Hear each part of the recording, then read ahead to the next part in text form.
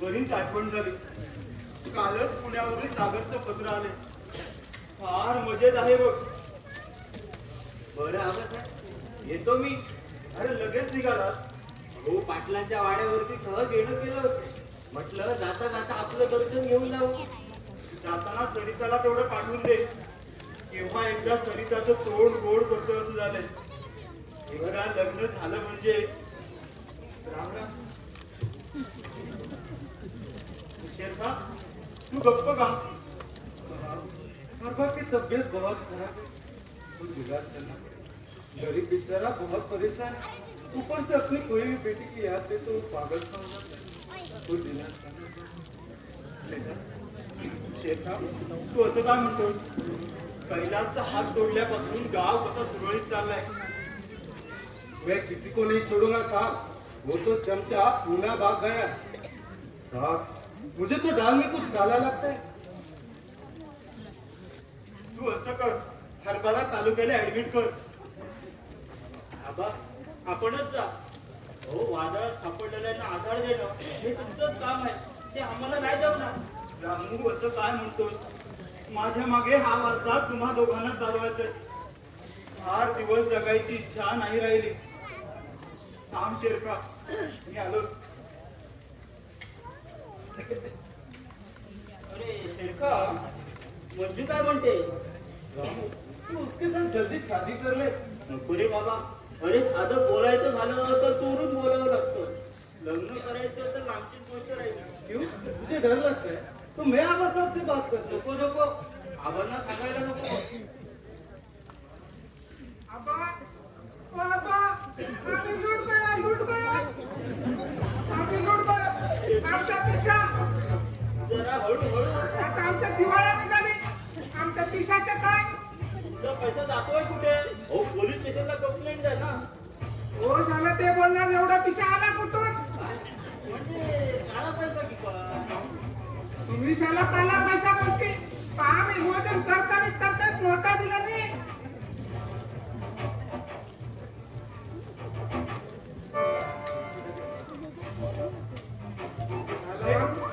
शेठजी कधी आले? आता झालं मी आता. रामू शेठजींना चहा वगैरे दे. हा मी जरा तालुक्याला जाऊन आलो. चल शेरखा. काय रे शाला रामू? काय शेठजी मी काय तुम्हाला साला वाटतो? हो असं पुन्हा पुन्हा साला बोलत जाऊ नका. आज मोठा घोटाळा होतोय बघा. शाला आमचं मंजू तुमची सारखा नाव काढत असतो. हो काढणार. परवाच तर तिने माझ्याकडून एक पुस्तक वाचायला दिलं होतं. मला वाटतं तेव्हाच विचारत असेल. शाला रामू तुम्ही चांगला छोकरा असते शाला. हो पुन्हा साला. काय म्हणजे शाला रामू? हो पुन्हा पुन्हा साला बोलत जाऊ नका. त्यापेक्षाही कोवळं नातं बोललात ना तर अजून समाधान वाटेल. कोवळं नातं? हो ते तुम्हाला नाही समजणार. तुम्ही बसा मी तुम्हाला चहा घेऊन येतो. सांगता पेरो. अरे असं किती दिवस स्वयंपाक करणार? त्यापेक्षा आमच्या मंजूला घेऊन येतो स्वयंपाक करायला. हो मग जमलंच तर. काय हो तेच काय? हो तेच तुमच्या मंजूची आणि आमची. दोस्तीच ना? हो तेच. काय शेठजी कधी पाठवतात? कोणाला? हो मंजूला. त्याला गडबड असते. आमच्या मंजूला जेवण बनवायला येत नसते. ते सगळं माझ्याकडे सोडा. तुमच्या मंजूला एकदम शाकाहारी पासून मांसाहारी पर्यंत. अरे छी छी छी छी छी काय बोलते ती? हो छिछी करायला काय झालं? अरे आमच्या मंजूला जेवण ते शाका काय ते भटके आवडत नाही. असं कोण म्हणतं? हो परवाच तर तिने आणि मी चक्क एकदम बिर्याणीवरती ताव मारला. काय बोलते? हो खरं तेच सांगतोय. आणि तेही एका ताटात. काय काय बोलते? काय काय रामू? वहिनी तू? हो का? आश्चर्य वाटलं. त्या पापी सापाचा बैठा शोधून ही आमच्या आश्रयात आली. वहिनी अगं आश्रय का बोलतेस? शेवटी हे घर तुझंच तर आहे. थोड्या दिवसात सागर दादाचं आणि तुझं लग्न होणार आहे.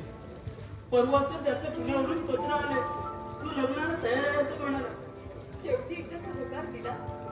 तो पुण्याला लागून निघून गेला आणि जीवनात काहीच उरलं नाही असं वाटायला लागलं. गरीब लोकांची सेवा करावी. पण भाऊजी, आता आम्ही फार मोठा दवाखाना टाकून सागर आणि मी गरीब लोकांची सेवा करणार. भाऊजी, आबाच्या सहवासात राहून तुम्ही खूप काही होय वहिनी, त्याला बोलण्याचा गंध नव्हता, नाचण्याचा ढंग नव्हता.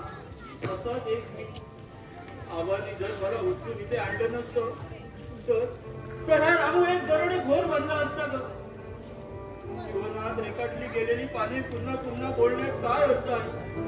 वहिनी, तू आराम कर, मी शेतीसाठी चहा घेऊन येतो. भाऊजी, आता ते काम तुमचं नाही. म्हणजे तुला चहा बनवता येतो तर? नाही म्हणजे ह्या शेतीच्या मंजूसारखं आधी स्वयंपाक शिकवावं लागेल. मंजू म्हणजे मंजूच आहे बघा. त्याला लपडं असती तर आमच्या मंजू संगे चोरून बोलते काय असा विचारतो त्या मंजूला. आमच्या ध्यानामध्ये नाही रे तुमचे लपडं. आता आबांना जाऊन विचारतो. तुम्ही एक करा, आबांना मात्र सांगू नका. तुम्ही एवढं कशाला भीता? अगं वहिनी, आबांचा स्वभाव तुला माहिती आहे ना. अगं दुसऱ्यांच्या पोरींवरती वाकडी नजर करून बघणं म्हणजे फोडून काढून ते. या कसली आली की बाकडी नजर? हे तू म्हणते, पण आबांना कोण समजावणार? आबा काही देखील म्हणणार नाही. तुमचं एकमेकांवर प्रेम आहे, या तुमचं काहीही चुकत नाही. हो, पण या सासऱ्याला कोण सांगणार? त्याला शास्त्र नाही म्हणते. भाषा बोलू? शास्त्र म्हणते. पण भाषा बोलू का?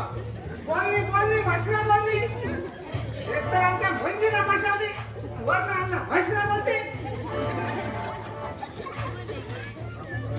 आता मी तुला चर्चा सोडणार नाही. मग लग्न करून जरी सोडाल ना? लग्नामध्ये ठेव. आमच्या मंजून तुझ्याशी लग्न करणार नाही. तुम्ही जरा शांततेत घ्यायचे. समजा तुम्ही थोडा विचार करा. मंजू आणि भाऊ जर दूर कुठेतरी पळून गेले असते, अशा कशा जाते तू? कशा जाते तू? हो, दूर कुठेतरी जातो. तू मध्ये बोलू नकोस. ठीक आहे, नाही बोलत. पण तेवढं लग्नाचं मात्र लवकर बघा. आमच्या मंजू तुझ्याशी लग्न करणार नाही. का करणार नाही? हो, आमचं दोघांचं एकमेकांवरती प्रेम आहे. अगदी रघु छपू नाही तर उघड्यावर पण. मिया बीबी राजी तो क्या करेगा सेठ जी? थांबा जरा. मालूम है बाप्पा. लूट गया. सरिता, हे लगीन लवकर द्यायला पाहिजे. नाही तर आमच्या अमरून इथेच राहील. लवकर लगीन करून टाकायचे बघा.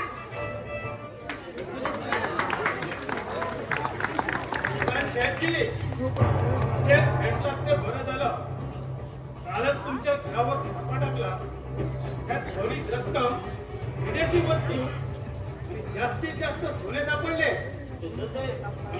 हे दागिने गावातील गरीब जनतेचं माल सापडलाय. चौकशी करणं माझं कर्तव्य आहे. काय हो शेठजी, तुम्हाला एक विचारायचं वाटतं. हिरे कुठून आणले? 5 लाख रुपये कर्ज घ्यायचं म्हणजे हिरे गहाण ठेवावे लागतील. हो इन्स्पेक्टर साहेब. आणि हा सगळा प्रकार माझ्या समोरच घडला. पण ते पैसे निवडणुकीसाठी घेतले होते हे मला ठाऊक. आणि या सगळ्या गोष्टीला लेखी पुरावा आहे. साहेब, आम्ही तो दिलेला पुरावा लपवून ठेवलाय. ठीक आहे, मग एक काम करा. तो पुरावा आत्ताच सादर करा. इथं मी पंचायत ऑफिसला बसतो, तेथेच घेऊन या. रामू, तू आणि सरिताने मला वाचवले बघ. काय शेठजी, हो एवढा काळा पैसा आणला कुठून? हो, साहेबांना सांगितलं पाहिजे होतं ना. अशा करू नको रे. मग लग्नाला होकार आहे ना? आता काय द्यायला हवा. घरात पेढ्याचा पुडा आहे, तो घेऊन ये. आधी या शेठजींचं तोंड गोड करतो. आले. काय शेठजी, नातवाच्या बारशाला काय हिरे घेऊन येणार काय? चप्पल बायचा. काय बोलते दाखवलं मी.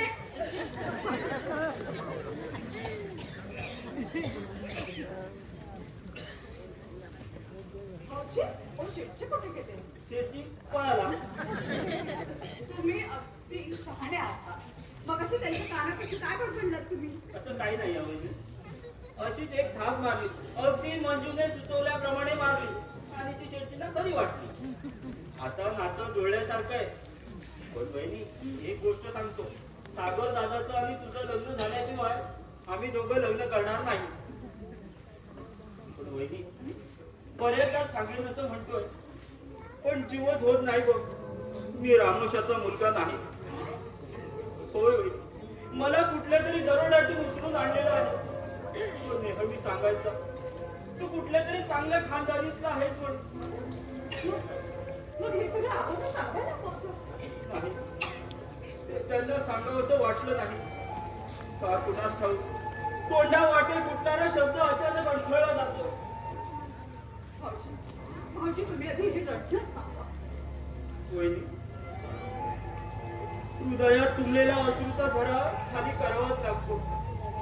मी कोण, कुठला रात्रंदिवस विचार करत राहतो. पण आजपर्यंत माझ्या जीवनाचं रहस्य मला सापडलं नाही. आणि यासाठी मी लिहायला वाचायला शिकलो. सगळं काही ठीक होतं. दवाखान्यात पेशंट येतो ते बरे होण्यासाठी. पेशंटला आशा असते ती बरे होण्याची. भाऊजी, आज ना उद्या तुम्ही कोण आहात हे तुम्हाला कळेलच. माता पित्याची ताटातून झाल्यानंतर देखील देवाने तुमच्या नशिबी दोघांचे प्रेम दिले. मग त्या युगायुगाच्या नात्याची भेट देखील तोच घडून आणला. आज आनंदाचा दिवस आहे.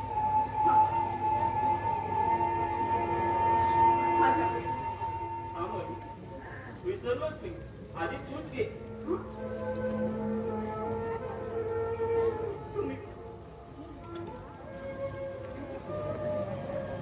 वहिनी, खरं सांगायचं झालं तर पहिल्यांदा तुझा आशीर्वाद घ्यायला पाहिजे. आपल्या हिंदू धर्माप्रमाणे थोरली वहिनी माते समान असते. मग तुझा आशीर्वाद घ्यायचा नाही तर मग कोणाचा घ्यायचा? फार मोठ्या मनाचे आहात. पण माझंच नशीब खोटं म्हणायचं. कोणत्या तसल्या पापी घरात जन्माला आले मी.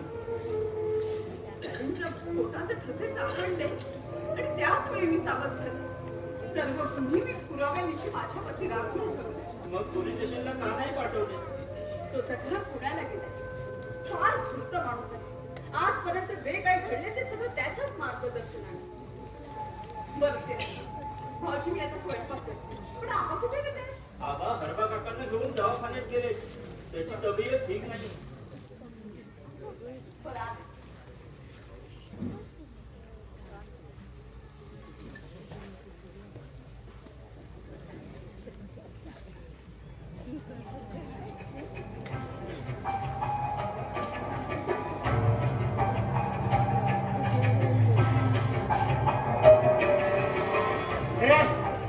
सरिताला बोलव.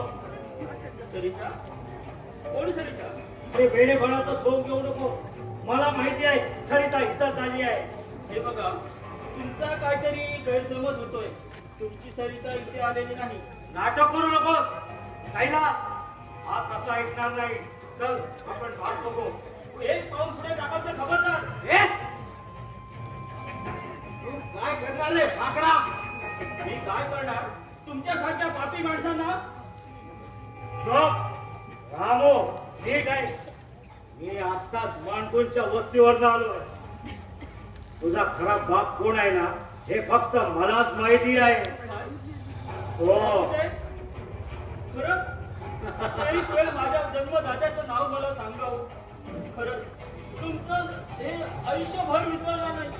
मग सांग सरिता कुठे आहे? खरंच सांगतो, मला माहित नाही. रामू विचार कर. भाऊजी, जहागीरदारांना सांगा तुम्ही येथे जा. वहिनी, तू आधी आज जा बघू. चल कोणी चल. बघा, तू जहागीरदाराच्या वंशाचा देव आहे. जे काही आहे ना ते सगळं तुझंच आहे. कोणी चल. कोण जहागीर? सरिता जहागीरदार केव्हाच मेली. सरिता आम्हाला पश्चाताप होतोय. चल चल. बऱ्याच दिवसातून तुमचे डोळे उघडलेले दिसत आहेत. परंतु अजून देखील तुमच्या डोळ्यात पापी वासनाच दिसते. कोणी अगं माझा आता अंत पाहू नको. तू जर मला अशी पोरकी झाली तर मी या जगात जगून तरी काय उपयोग? त्यापेक्षा तू मला विष प्यायला दे, विष. मला विषाचा तुम्हाला पाजायचे असते ना तर त्याच वेळ पाजले असते. पण ते पाप मला करायचे नव्हते. आणि तुम्हाला जर विष प्यायचं असेल ना तर ते स्वतःच्या हाताने प्या. केलेली पाप झाकण्यास हाच एकमेव उपाय आहे. जा. अधिक शोभा करून घ्यायची नसेल तर चालते वाईटून. शेवटी नकार दिलास तर तू. एक विचारायचं झालं. या कैलासची तुम्हाला एवढी ओळख आहे. तुम्ही माझे जन्मदाते आहात ना. पण माझ्या सुखाबद्दल तुम्हाला काहीच कसं वाटत नाही. या कैलासचे पोवाडे गावातील लहान पोरं देखील सांगते. मामा हा आता अपमान होतोय माझा. अरे तुला जर नाक असतं ना तर तुला मान अपमान समजला असता. इतके दिवस मी तुझा पदोपदी अपमान करते तरी देखील तू इतका. ते तुझ्या बापाला विचार. अरे त्यांना कशाला विचारायला हवं. तुला विचारते. सरिता, फार वेळ तुझा ऐकून घेतोय. तर मुखाट्याने. आणि नाही आले तर त्यांना काय विचारतेस? या कैलासला विचार. माझा एक हात जरी तुटला असला तरी अजूनही माझ्या दुसऱ्या हातात. वा वा वा कैलास, आता फक्त रामायण घडायचं फक्त बाकी आहे. तू फक्त सरिता वहिनीच्या अंगाला हात तर लावून बघ. केव्हापासून तुझी वहिनी झाली रे? कैलास, काही नाती ही जन्मताच बांधली जातात. ही आमची दीर भावनेची जोडी आहे. आपल्या हिंदू धर्माप्रमाणे मोठी वहिनी माते समान असते. ही माता देखील आहे. वा रामू वा, मानला तुला. अगदी आईच्या वळणावर गेलाय. रामू, तूच खरा बाबांचा मुलगा विजय आहे. काय? हो, मी विजय? मी राम नाही? हो, तूच विजय आहे. वहिनी, दैवाने किती जवळ असून दूर ठेवलाय तो. कैलास, सोड तिचा हात. अरे त्या दैवाच्या हात लावून निकाल नको तुझीला.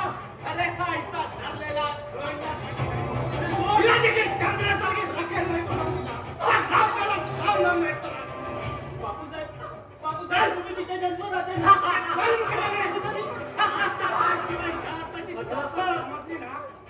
या दिवशी तू रामजीमुळे हातातून निसटलीस.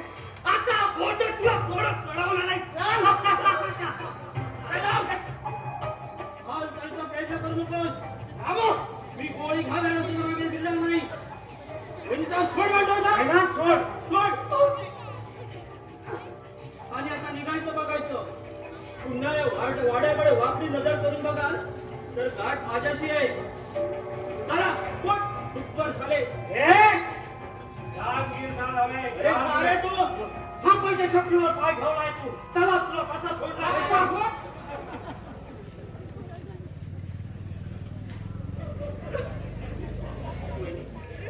वहिनी अशी रडतेस का? अगं मी एक एकाचा बदला घेणार आहे. नाही गं.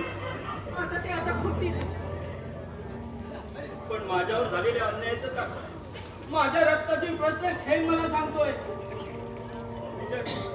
सूड घे. तुला तुझ्या जन्मदात्याच्या सुखापासून दूर ठेवणाऱ्या नराधमाचा सूड घे. नाही भाऊजी. एखाद्याचा खून करणं हा गुन्हा आहे. असे नका, पण तेवढं समाधान वाटेल. पण नाही. माझ्या मनाला हे पटत नाही. कायद्याचं कधीही माणसानं उल्लंघन करू नये असं म्हणतात.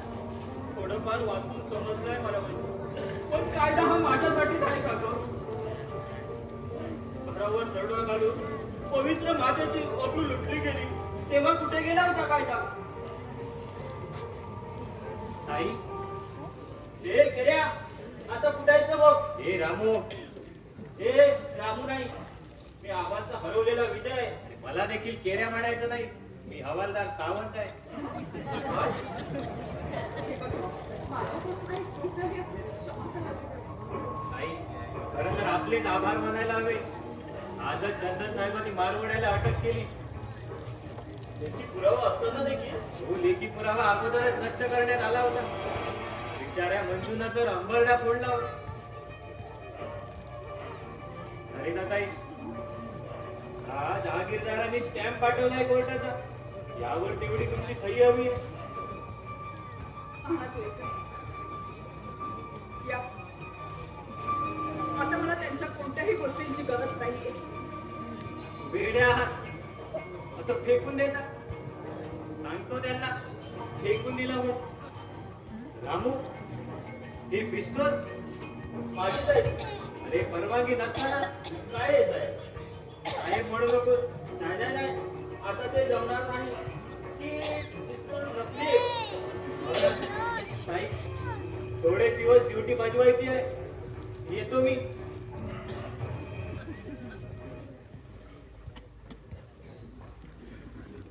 वहिनी कसला विचार करते? अगं उद्या तर सागर दादा येणार आहे पुण्यावरून. सगळं त्याच्या स्वागताची एकदम जय्यत तयारी कर. अगं एकदम खुश झाला पाहिजे तो. हो. पंचवटी हातात घेऊन गर्वाचा डोळ्याला देखील उभी राहते. पण काही म्हणा वहिनी, लग्नाआधी सासरी कांदावाई झाले. पण काय ग, कसं काय वाटलं सासर? फारच छान.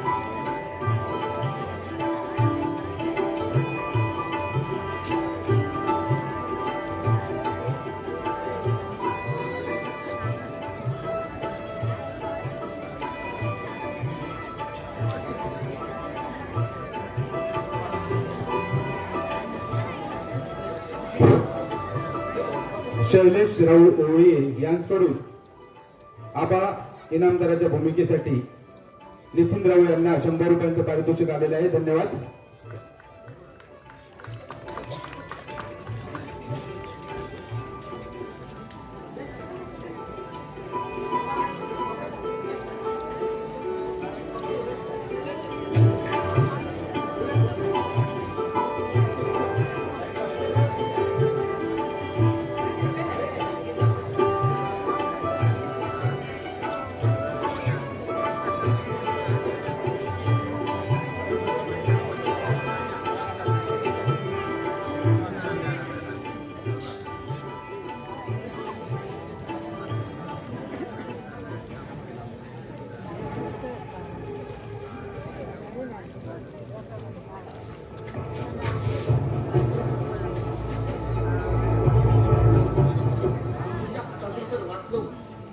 सरितावरती बळजबरी केलेल्या दिवसापासून तो तर अगदी काळासारखा पाठी लागलाय माझ्या. पोलिसांचा प्रतिमेरा शिकवावा की साला या आमचीचा तो शेरखा शेरखा तर भागाचा की शेरखा. हाँ मैं राम जी के हाथ से तू निकल गया, लेकिन आज मैं तुझे जिंदा नहीं छोड़ूंगा. मुझे माफ करना शेरखा. पुन्हा असे कोणतेही पाप मी करणार नाही. मुझे याद है वो दिन तुम्हारा कुत्ता मेरे दोस्त को पीट रहा था, और आज मैं तुम्हें उसी तरह मारूंगा.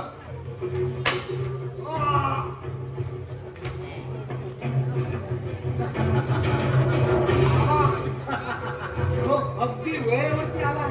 हे घाबरतोस कशा पाहिजे? जोपर्यंत मी जिवंत आहे तोपर्यंत तुझ्या केसाला सुद्धा धक्का लागणार नाही. कैलास जरा जपून राहा. पोलिसांना सारे पुरावे सापडले. पहिल्यांदा तो आबाचा काटा काढला पाहिजे आपल्याला.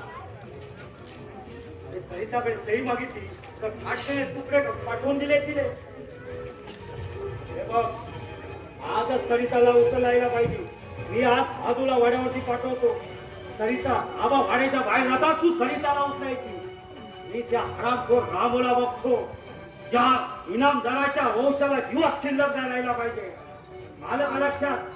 हो मला हेच समजत नाही त्या सरितावरती लग्नाची एवढी जबरदस्ती का? अरे वेड्या, ते तुझ्या लक्षात नाही येणार आहे. अरे कुठल्याही परिस्थितीत सरिताचं तुझ्याशीच लग्न झालं पाहिजे. खरा 2 दिवसात परत येणार होता. आज 8 दिवस झाले तरी साला अजून परत आलेला नाहीये. आणि त्याचीच तर काळजी वाटते. अरे सखा असता तर इथं काही नाही गेलं असतं. अरे सखा नाही तर एक हात माझा मुळा पडल्यासारखा वाटतो. काय करणार? काय नाही काही इथं असता तर नक्कीच तोडगा काढला असता त्याने. एवढी काळजी नसावी सरपंच. आपल्या शेताचं दाम समोर आहे बघा. अरे सखा ये असा ये ये. अरे तू पुण्याला निघून गेलास आणि सगळं इथं काही सारं समजलं मला. आता माझं काम चालू. एक काम तर सत्य झालं. आता गावाला समजलं सकाराम काय आहे ते. बरं सख्या पुण्याहून कधी आला रे? 1 तास झाला. हो आधीने सोडलं नाही बघा. हो लय रडली आणि म्हणाली परत असं एकटीला सोडून जाऊ नका. पण सरपंच जन्मात असं राजाचं कधी प्रेम भेटलं नव्हतं मला. सखा एक आनंदाची बातमी. अरे चंद्रा तुला मिळालीच म्हणून समज. आज सकाळी तिने होकार दिलाय बघ. अहो ते चंद्राला बारा गोळी राधीने केली पुरणपोळी. या म्हणतो आपण त्या रवा अर्धा घालू. बोलतोच मात्र लाखात एक शब्द. आता तू आला तर मला बघ किती आधार वाटायला लागला. काय बी काळजी करू नका. आता मी आले ना सारं राजकारण इकडचं तिकडे करून टाकतो बघा. सख्या तुझी जखम काय म्हणते? आली पण थोडी पण लागे. पण मनाला लागलेला घाव नाही बरा झाला. तू शेरका भेटला पाहिजे होता. शेरखा शेरखा. खाव शेरखा. बापरे अरे येऊ नकोस. मेलाय तो. काय? मेला. माझं काम तुम्हीच केलं. बरं झालं.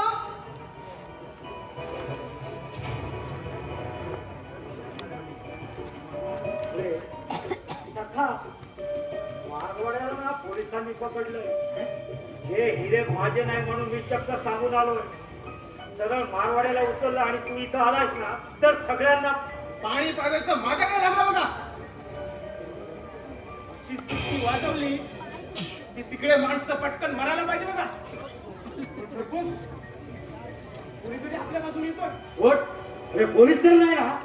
पोलीस तर नाही पण गेल्यासारखा कोण दिसतो बघा. हे हे हे याला पहिल्यांदा उचलून टाका. हो, घरा काय लागतं तू? जरा लवकर.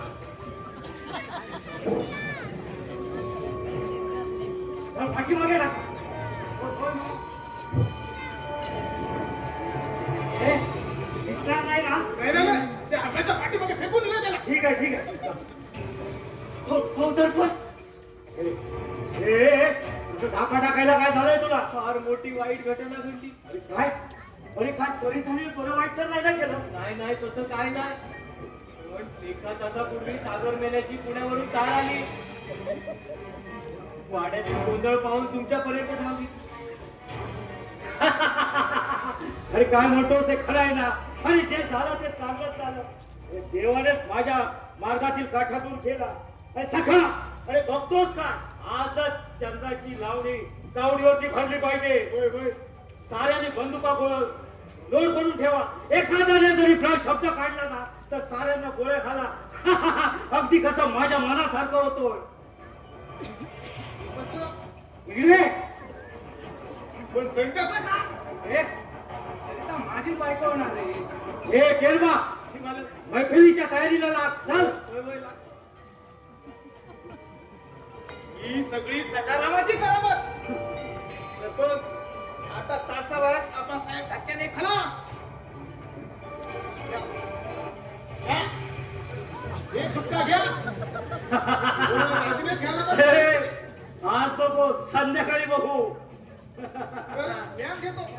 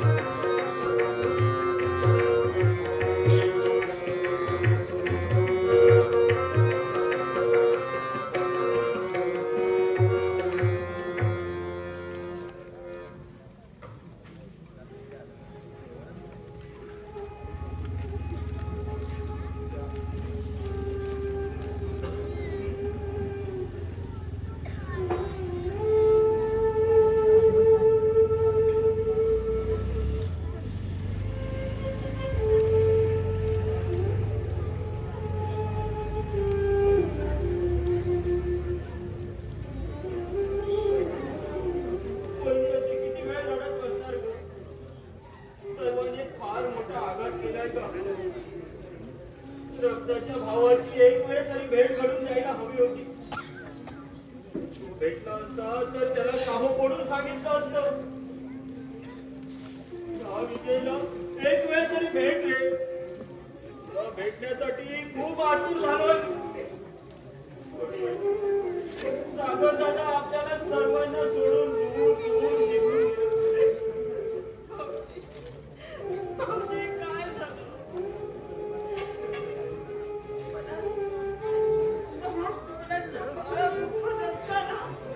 आशेचा कोप तुटला गेला. सारी फुलं विखुरली गेली आहेत. दूर दूर झाली. आता दिसतोय तो फक्त काळा कुठला अंधार. आणि त्या अंधारात सागरची अस्पष्ट तेजस्वी मूर्ती माझ्याकडे पाहून हसते. वहिनी सावध हो, वहिनी सावध हो.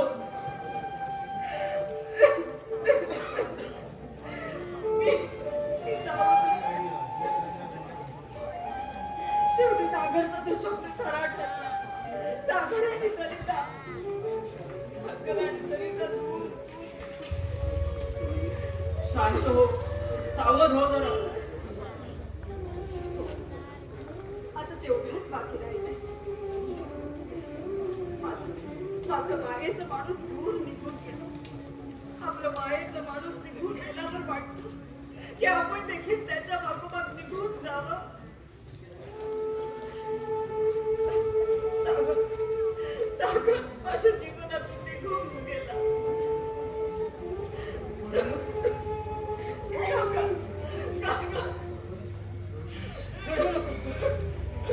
मी सारं समजलंय. अरे घाबरू नको, मी येडा नाही. त्या बातमीनं मला येडा बनविला होता. तू कैलास बापूचा भजन त्याचाच मुलगा आहे. काय? म्हणजे मी कैलासची पत्नी आहे? काय रे देवा? कोणत्या यातना अजून तिने मी भोगायला लावलं नाही? सरिता, अगं तू त्याची रक्ताची बहीण असलीस तरी मानलेली बहीणच तू. मी जहागीरदाराची मुलगी नाही. तू त्या बापाची पोरगी नाही. 20 वर्षा पहिलीची गोष्ट आहे. ज्ञान बापू सोलापूरला होतो. एके दिवशी तुझ्या आईची भेट सोलापूरच्या एसटी स्टँडवर झाली. तिचा त्रास सहन होत नव्हता म्हणून तिने घर सोडलं होतं. अंगावर नाही म्हटलं तरी 30-40 तोळं सोडलं होतं. ती आमच्या पाशी येऊन आसरा मागू लागली. मग मी तिला आसरा दिला पण पाठची बहीण मानली. पण एक दिवस त्या बापाला कायम तो नाही केला. असं काहीच सांगू नका.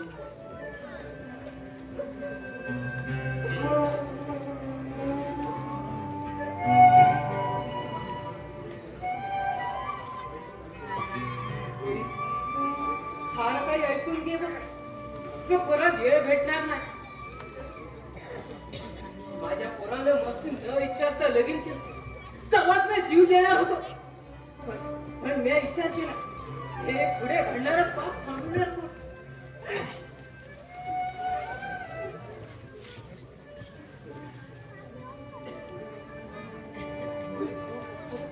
अगं उद्या माझं काही बरं वाईट झालंच नाही.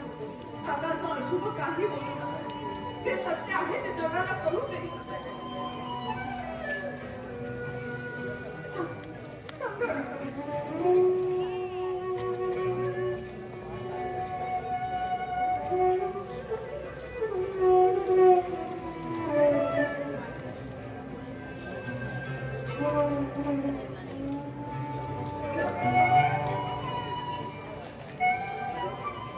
ती का रात्र आठवली की आम्हाला काटा उभा राहते.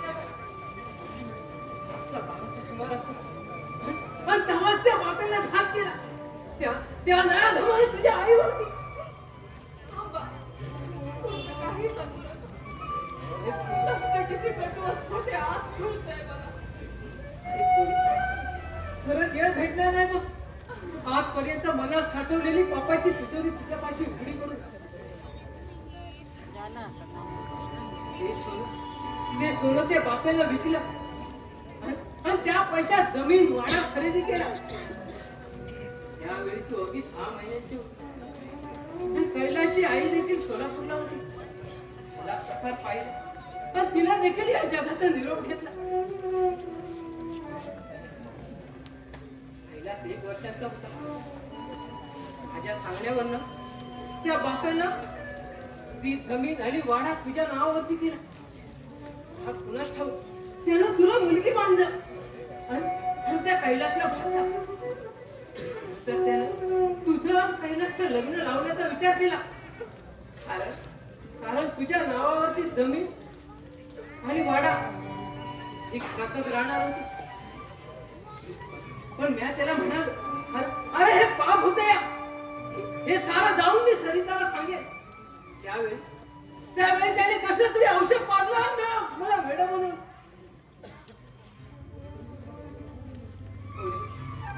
तुम्ही जरी रक्ताचे भाऊ बहीण असला तरी नात्याला तरी मानला गेला होता. मग हे नातं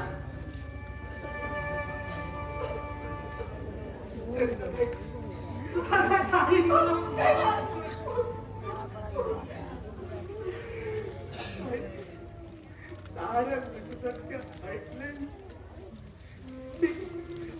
मी तुझा भाऊ लागतो आणि त्या नरपशूने आपले भाऊ बहिणीचे नाते शांत हो. यात तुझा काय बी दोष नाही बघ. अरे त्या बापाला पैशाच्या लोभापायी काय नाही केले. काका काका अगदी वेळेवरती बंधनी पंचायत टाकलंय. काका का त्याच वेळी माझा भय घेतला नाही. आमचे हे पवित्र नाते तुम्हाला माहित होते ना. मग काकांना कसं माझ्या हातून विपरीत घडत असताना का माझ्या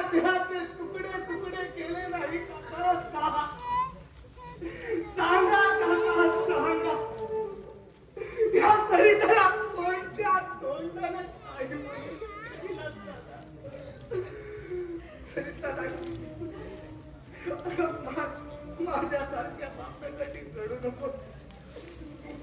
अगं या कैलासने काय नाही केले. दारूच्या धुंदी आणि पुढे सांगावं असंही वाटत नाही. यात दोष नाहीये. अगं मला हे सगळं माहीतच आहे. तर मी असं वागलो असतो का गं? यात तुझा काहीही दोष नाही. दोष आहे तो नशिबाचा. ते आपल्या विधी लिखित होतं ते सारं काही घडून गेलं. काय अगं या नशिबाला तोंड देण्यात तरी काय अर्थ आहे? हे सारं ज्याने घडवलं मी त्याचा मुलगा होतो. त्याने मला आयुष्यभर असं म्हणून वागवले. फक्त पैशासाठी ताई, फक्त पैशासाठी. त्याला धर्मदाता म्हणावा का? 12 वर्षाचा असताना त्याने मला दारूच्या पेल्यात लोटून दिले आणि ते अमृत समजून मी त्याने बंधने सोडत गेलो. वाहत गेलो. पण ताई आता जगलो तर त्याचा वैरी म्हणून आणि मरले त्याचा वैरी म्हणून. ताई तुझ्या जर या अभागी कैलासचे काही झाले तर माझ्यासाठी फक्त 2 अश्रू आहेत. माझ्यासाठी रडणारी तू फक्त एकटीच आहे.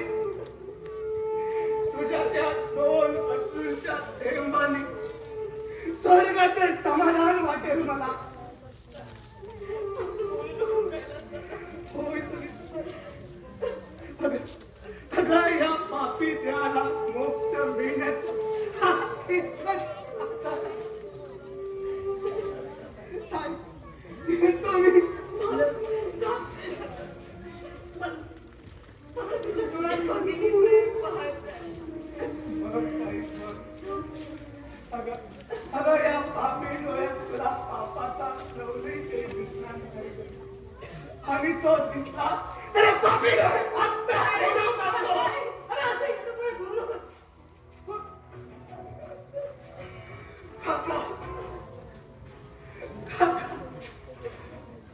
हो या कैलासने काय नाही केले.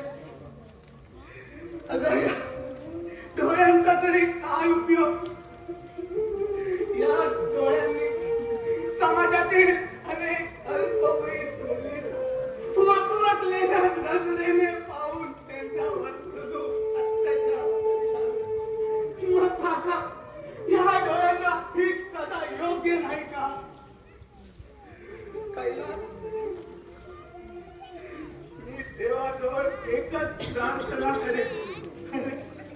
माझ्यासारखे समाज कंटक जन्माला घालू नकोस रे. समाजातील या निष्पाप अबलेला कोणाचा म्हणून आधार घ्यावा, कोणाचा म्हणून आधार घ्यावा. काका सरिता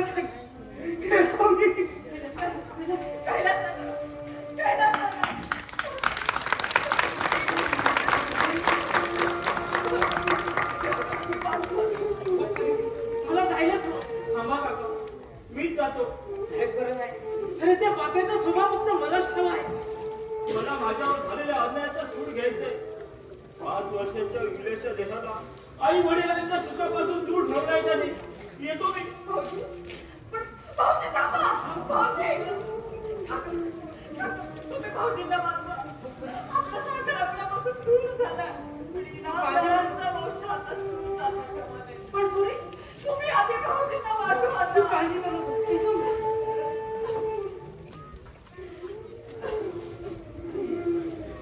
काय रे देवा, कैलासची मी मानस होती नसताना केवढा मोठा अनर्थ घडणार होता. मी आता फार फार जीवाला कंटाळले. लवकरच या जीवनातून मला मुक्त कर देवा. या सरितेला सांगण्याची ओढ लागलीये. का भगवंत भगवंत.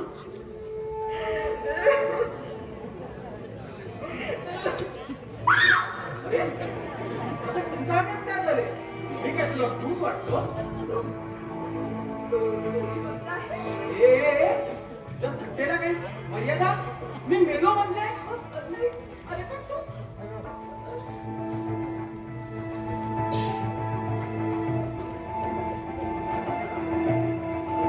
सरिता लटक्या रागाने मी पुण्याला निघून गेलो होतो खरे तर तुझी थट्टा केली होती पण सारखी तुझी आठवण येत होती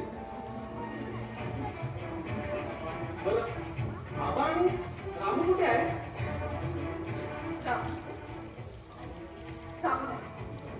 तुझा हरवलेला भाऊ विजय काय रामू विजय आहे हो. आणि मी जहागीरदारांची मुलगी नसून कैलास त्यांचा मुलगा आहे. काहीतरी सांगू नको इथे आल्यापासून सारखे अजबच वाटते बस मधून उतरून गावात आलो तर सगळे लोक मला पाहून सैरा वैरा करू लागले या लफडा काय आहे ते तरी सांग ते सगळं आधी जाऊ तू मला सांग पुण्याला जाऊन तुम्ही टेलिग्राम पाठवून आमची थट्टा करायला नको होती तू पुण्याला जाऊन आता खोटं बोलायला लागलाय नक्कीच आपल्या आता दोघांना वेळ लागण्याची पाळी येणार आहे तेवढाच बाकी राहिलंय हे बघ, हा पुरावा बघ.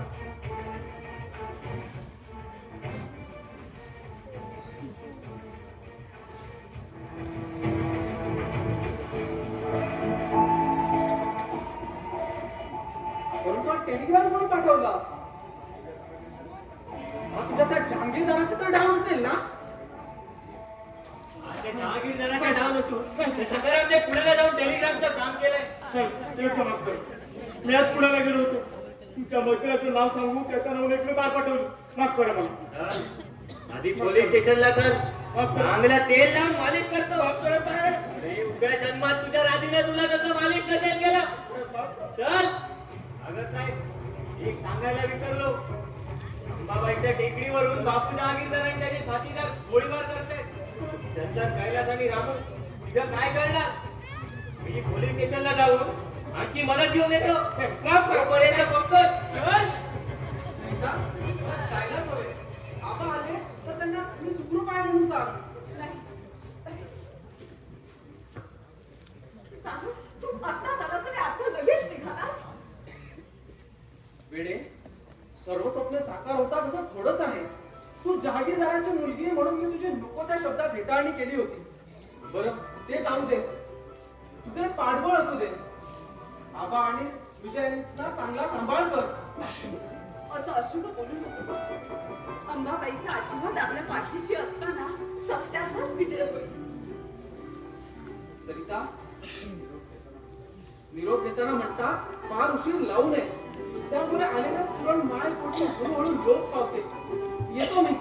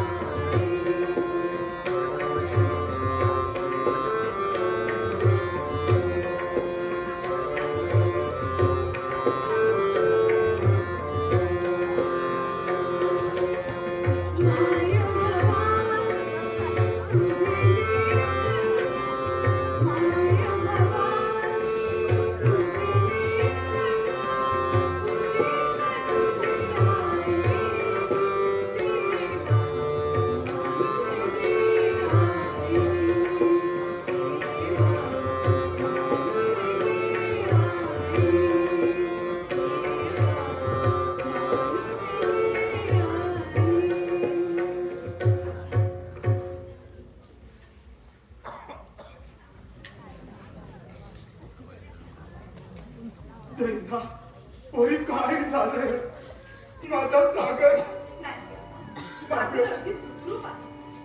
सकाळी मी पुण्याला जाऊन ते टेलिग्रामचं काम केलं.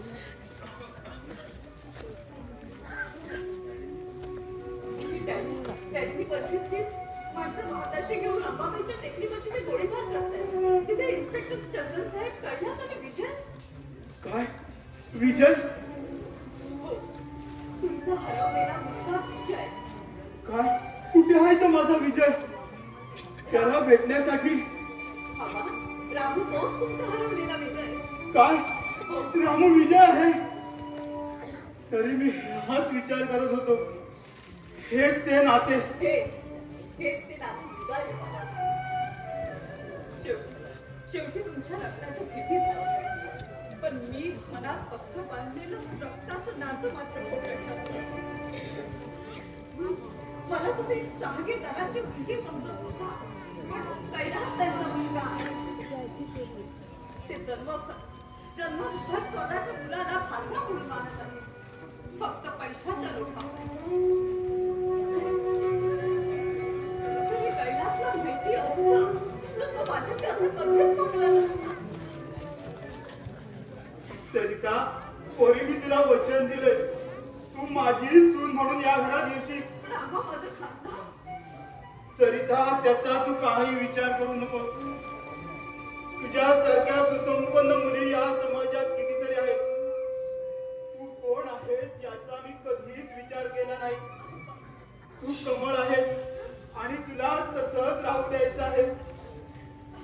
कोणी रडतेस, शांत हो. कोणी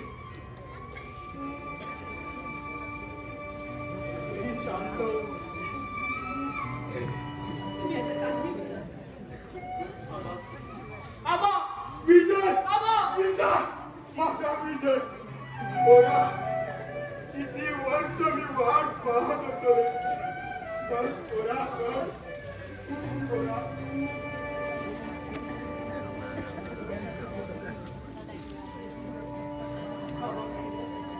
आबा मला क्षमा करा. तुझं काही एक चुकलं नाही. त्या पाप्यानं या जगातून कायमचा संपवून आले. मी एका जन्मदात्याचा खून केलाय.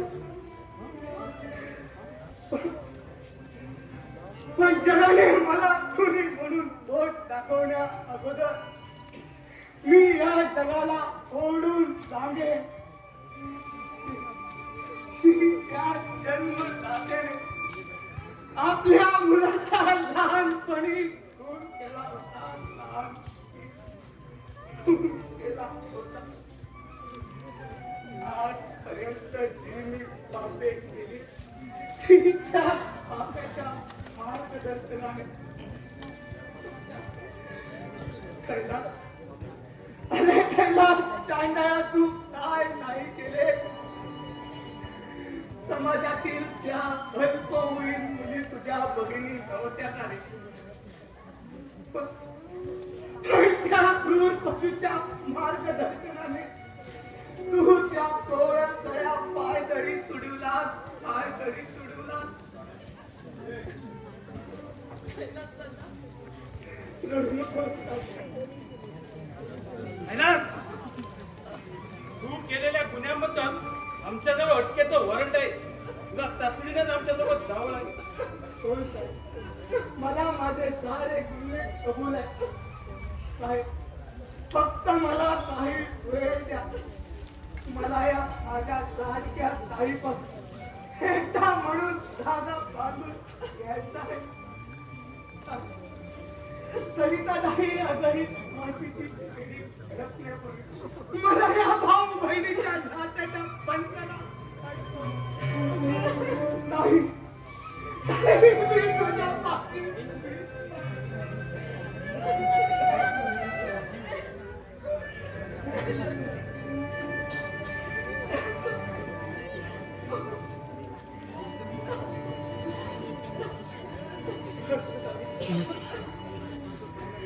जीवनाचे सार्थक झाले. स्वर्गाची दारे मोकळी झाल्यासारखे भासू लागले. पण अगं फाशीच्या अगोदरच्या दिवशी मला तुझं फक्त हे ओझरचे दर्शन दे. तुझ्या त्या दर्शनाने मृत्यूलाही खवटाळण्याचं सामर्थ्य या देहात येईल.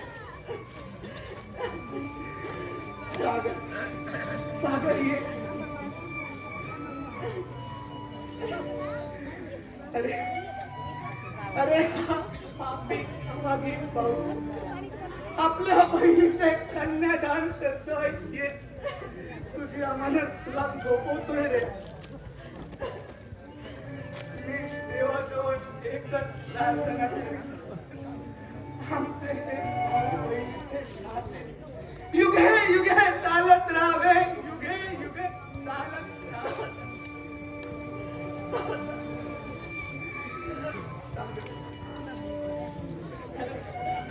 तुमचा सुखाचा संसार पाहण्याचे भाग्य माझ्या लिखित नाही रे.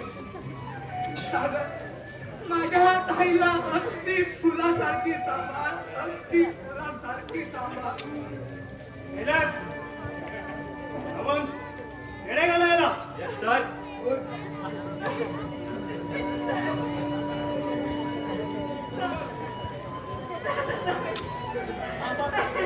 सागर अरे या माझ्या